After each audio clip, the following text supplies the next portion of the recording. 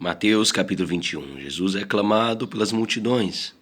Também encontrar essa passagem em Marcos capítulo 11, do versículo 1 ao 11, Lucas capítulo 19, do versículo 28 ao 40, e João capítulo 12, do versículo 12 ao 19. Ao se aproximarem de Jerusalém, chegaram a Betfagé, no Monte das Oliveiras. Então, Jesus enviou 2 discípulos. Nota de rodapé. Betfagé, em hebraico, significa casa dos figos. Lucas capítulo 19, versículo 29. Segundo o Talmud, era uma pequena vila situada a cerca de 1 quilômetro a leste de Jerusalém, na encosta sul do Monte das Oliveiras. Aqui tem início a última semana da vida humana de Jesus Cristo. E recomendou-lhes: Ide ao povoado que está diante de vós. Logo encontrareis uma jumenta amarrada, com seu burrico ao lado. Desamarrai-os e trazei-os para mim. Nota de rodapé 2. Jesus decide entrar em Jerusalém, desta vez, montado em um jumentinho. João capítulo 12, versículo 15. E isso, sob as homenagens das multidões, para demonstrar claramente que ele era o Messias prometido há séculos. Zacarias capítulo 9, versículo 9. O filho de Davi, escolhido para ocupar seu trono. 1 Reis capítulo 1, versículo 33, versículo 34. Os potros ou burricos, crias de jumenta, antes de serem submetidos a qualquer trabalho secular, eram especialmente considerados para trabalhos religiosos. Números capítulo 19, versículo 2, Deuteronômio capítulo 21, versículo 3, Samuel capítulo 6, versículo 7, e simbolizavam humildade, paz e majestade de Davi. Mateus revela o cuidado de Jesus em não apartar o jumentinho de sua mãe e levar ambos consigo para sua procissão triunfal como rei de Israel. Se alguém vos questionar algo, devereis dizer que o Senhor necessita deles e sem demora os devolverá. No entanto, isso ocorreu para que se cumprisse o que fora dito por meio do profeta. Dizei à filha de Sião: Eis que o teu rei chega a ti, humilde e montado no burrico um potro, cria de jumenta. Então os discípulos foram e fizeram o que Jesus lhes havia mandado. Nota de rodapé 3. O próprio Jesus usava a expressão Senhor, Senhor de Israel, como seu título divino. Mateus 16, 18. Mateus usou as profecias registradas na Septuaginta, Antigo Testamento em grego, Isaías 62, 11, Zacarias 9, 9, para mostrar que a maioria do povo havia compreendido que Jesus era o Messias, o Rei Messias prometido. Trouxeram-lhe a jumenta com o jumentinho e o selaram com mantas para cavalgar. E sobre as mantas Jesus montou. Então uma grande multidão estendia suas capas pelo caminho. Muitos outros cortavam ramos de árvores e os espalhavam pela entrada. E as multidões, tanto as que iam adiante dele, quanto as que seguiam, proclamavam: Hosana ao filho de Davi. Bendito seja ele que vem em nome do Senhor. Hosana nas alturas. Nota de rodapé 4. Hosana é uma expressão grega, Hosana, que significa salva-nos, e vem do hebraico transliterado Hoshiana, que quer dizer salva, Senhor, por misericórdia. Mateus revela que expressões de júbilo emanavam da multidão, e não que fosse uma frase só a ser repetida indefinidamente. Essa declaração do povo é baseada em 2 Samuel 14, versículo 4, Salmo 118, versículo 25 ao 27 e Salmo 148, versículo 1 e 2. Cantada na festa dos tabernáculos e, em Mateus, aplicada a Jesus. Como um ato de homenagem régia, o povo pavimentou com seus próprios mantos, capas, o caminho por onde passou o Senhor. Com o passar do tempo, a palavra Hosana tornou-se uma exclamação de louvor e alegria espiritual. Assim que Jesus entrou em Jerusalém, toda a cidade ficou alvoroçada e comentavam: quem é este? Então as multidões exclamavam: este é o profeta Jesus, vindo de Nazaré da Galiléia. O templo é a casa de oração. Também encontrar essa passagem em Marcos capítulo 11, do versículo 15 ao 19. Lucas capítulo 19, do versículo 45 a 48. Tendo Jesus entrado no pátio do templo, expulsou todos os que ali estavam comprando e vendendo. Também tombou as mesas dos cambistas e as cadeiras dos comerciantes de pombas.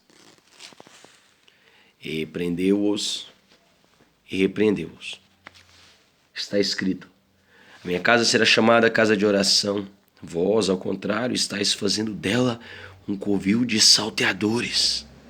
Nota de rodapé 5.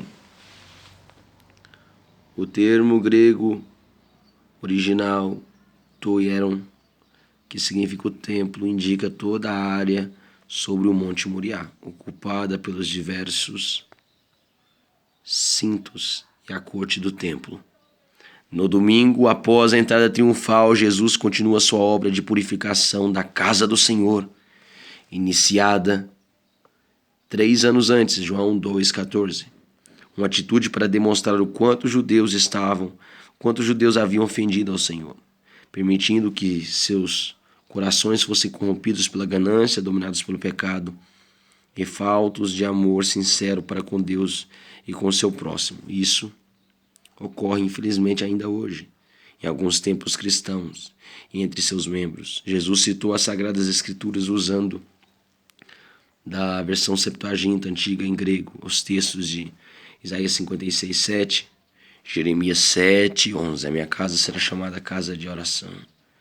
As ofertas, taxas e compras de animais para sacrifícios no templo só podiam ser pagas com moeda hebraica, ciclo hebreu, pois as demais moedas eram cunhadas com a imagem de divindades pagãs ou do imperador, considerado pelos romanos e outros gentios como um deus. Entretanto, esse serviço de troca de moedas, câmbio, compra e venda de animais e produtos para os sacrifícios deveriam ser realizados com dignidade no grande átrio exterior dos gentios, um espaço reservado para essas atividades com mais de 50.000 metros quadrados. Todavia, os cambistas estavam explorando os romeiros que vinham de muito longe com dinheiro gentio para ofertar e sacrificar no templo. Além disso, a venda dos animais cultualmente aceitáveis transformaram-se apenas em lucrativo comércio, tanto que a área antes reservada já não comportava os estandes de vendas e havia invadido até o recinto sagrado. Vários sacerdotes lideravam a corrupção institucionalizada no templo, posto que, ao receberem os animais para o holocausto, em vez de efetuarem o ritual do sacrifício, matava apenas alguns deles e repassavam todos os demais para os comerciantes fraudulentos, que os vendiam sucessivas vezes.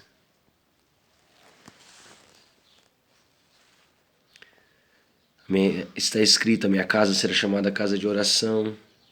Vós, ao contrário, estáis fazendo dela um covil de salteadores, um covil de ladrões. Então levaram a Jesus no templo, cegos e aleijados, e ele os curou. Entretanto, quando os chefes do sacerdote e os escribas viram as maravilhas realizadas por Jesus e as crianças exclamando no templo: Hosana ao filho de Davi, revoltaram-se e indagaram dele: não ouves o que essas crianças estão proclamando? Ao que Jesus lhes respondeu: sim, e vós nunca lestes? Dos lábios das crianças e dos recém-nascidos suscitaste louvor. E, deixando-os, saiu da cidade, em direção a Betânia, onde passou a noite. Nota de rodapé 6. Os líderes do sacerdote e os doutores da lei viram os milagres de Jesus e temeram por suas vidas e negócios. Tentaram enredar o Senhor num sofisma, ao alegar que o mestre tão zeloso como Jesus não deveria deixar que crianças o adorassem como se fosse Deus. Entretanto, Jesus citou novamente as Escrituras e revelou que mais uma profecia acerca dele se cumpriria naquele momento. Salmo 8, versículo 2. Jesus foi, então, para a casa dos seus queridos amigos Lázaro e suas irmãs, Marta e Maria, que ficava em Betânia, uma aldeia no declive oriental do Monte das Oliveiras, uns 2 quilômetros a leste de Jerusalém. A figueira que não deu fruto, também encontrar essa passagem em Marcos capítulo 11, do versículo 12 ao 14, Marcos capítulo 11, do versículo 20 ao 25. Ao amanhecer, quando retornava para a cidade, Jesus teve fome. Avistando uma figueira à beira da estrada, aproximou-se dela. Porém, nada encontrou, a não ser folhas. Então decretou-lhe: nunca mais se produza fruto em ti. E no mesmo instante a figueira ficou completamente seca. E quando viram o que acontecera, o que ocorrera, muitos se admiraram. Os discípulos exclamaram: como foi possível essa figueira secar tão depressa? Então Jesus explicou-lhes: com certeza vos asseguro que, se tiverdes fé e não duvidardes, podereis fazer não apenas o que foi feito à figueira, mas da mesma forma ordenardes a este monte: ergue-te daqui, lança-te no mar, e assim acontecerá. E tudo que perdides em oração, se crerdes, recebereis. Nota de rodapé 7. Mateus condensava suas narrativas, em contraste com o texto dos demais autores sinóticos, Marcos e Lucas. Marcos situa a maldição da figueira na manhã da segunda-feira, mas na terça-feira pela manhã foi que os discípulos, passando por ela outra vez, a observavam completamente aniquilada. Marcos capítulo 11, versículo 12 ao 14. Marcos capítulo 11, versículo 20 ao 25. Mateus, mais tarde, ao escrever seu evangelho, testemunha ocular da vida, mensagem e sinais de Jesus, segundo a inspiração do Espírito Santo, e enfatiza o caráter imediato do juízo de Deus. Diversas podem ser as inferências teológicas acerca dessa passagem, especialmente em relação a Israel. Oséias 9:10, Naum 3:12. Contudo, a única aplicação que o próprio Senhor Jesus faz tem a ver com a eficácia da oração, que não duvida do poder de Deus.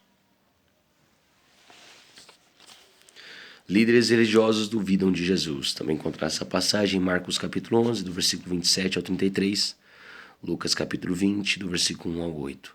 Tendo Jesus chegado ao templo, enquanto ensinava, acercaram-se dele os chefes dos sacerdotes e os anciãos do povo e o questionaram: com que autoridade faz essas coisas aqui?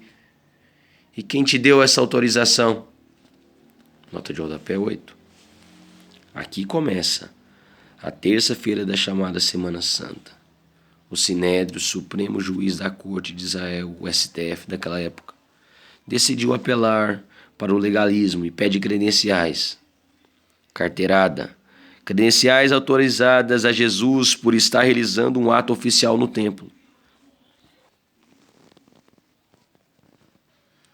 Eles já haviam usado essa estratégia com João Batista.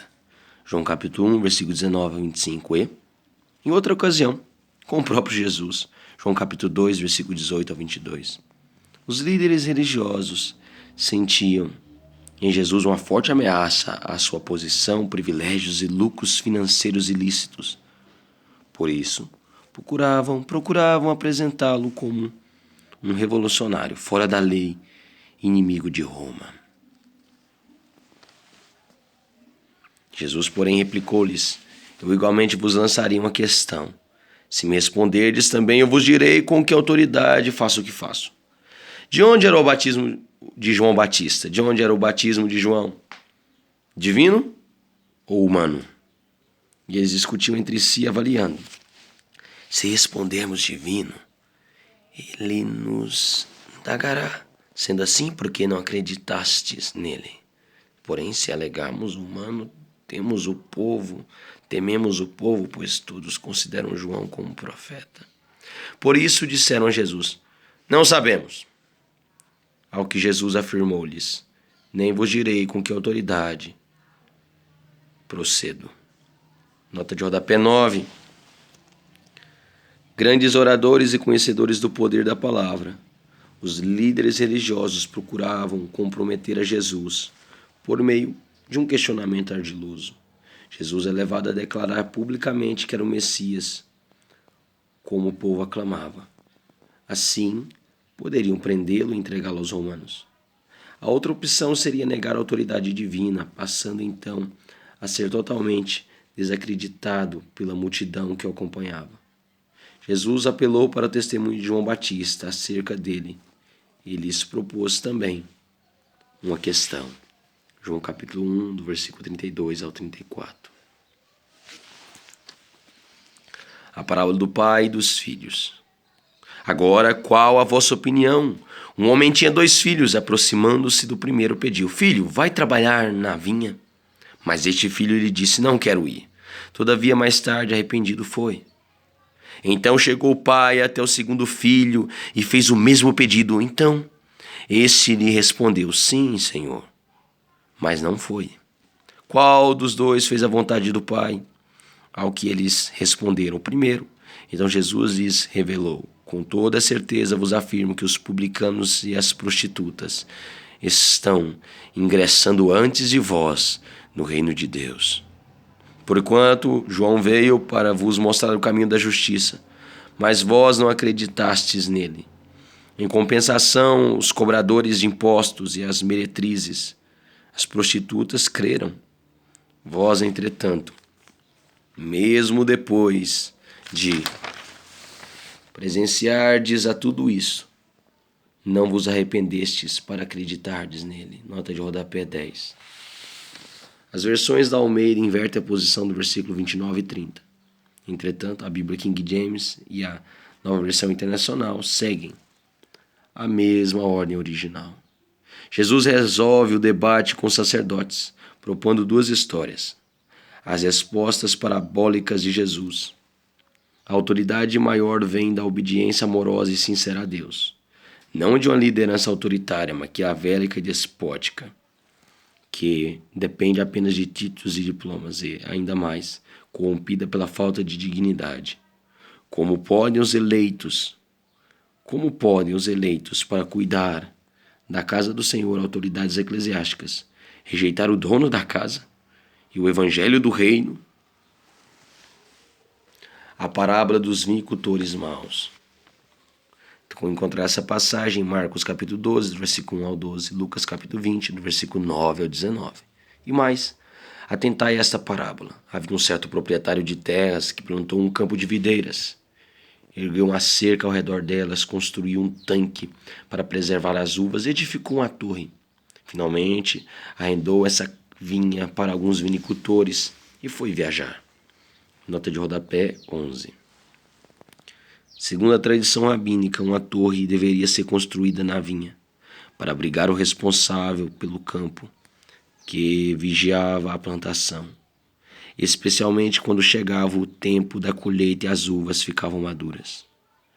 Era, normalmente, uma plataforma elevada feita de madeira com cerca de 5 metros de altura por 2 metros de lado.